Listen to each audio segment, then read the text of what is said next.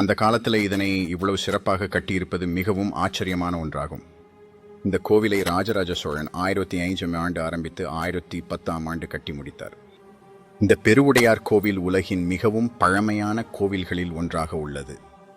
இந்திய ஓவிய வரலாற்றில் தஞ்சாவூர் ஓவியம் சிறந்த இடத்தை பெற்றுள்ளது. இந்த நல்ல ஆற்றலால் மக்களுக்கு அமைதியையும் மனதிற்கும் உடலிற்கும் அமைதியை தருகிறது. இந்த ஓவியங்கள் மிகவும் நேர்த்தியாகவும் புதிதாகவும் இருப்பதாக ஆய்வாளர்கள் கூறுகின்றனர். இந்த கோயிலின் கட்டிடக் கலையை நிர்ணயித்தவர் குஞ்சலராதன் என்ற கட்டிடக்கலை ஆய்வாளர் ஆவார். இந்த தாஞ்சாவூரில் ரொம்ப பிரபலமானது அழகான மற்றும் சிறப்பம்சம் மிக்க ஓவியங்கள் வரையப்பட்டுள்ளன. தஞ்சை பெரிய கோவிலின் மேற்கூரை சிறப்பாக கட்டமைக்கப்பட்டுள்ளது. இந்த கோயிலின் கருவறையில் உள்ள சிவலிங்கம் அதிக மின்காந்த அலைகளை கொண்டது. இது பிளாஸ்வி ஆற்றலை கொண்டதாகவும் உள்ளது. ராஜராஜ சோழனின் சிவபக்தியை இந்த ஓவியங்கள் எடுத்து கூறுகிறது. இந்த கோயிலின் மேற்கூரை 80 டன் கிரானைட் கல் வைத்து கட்டப்பட்டுள்ளது.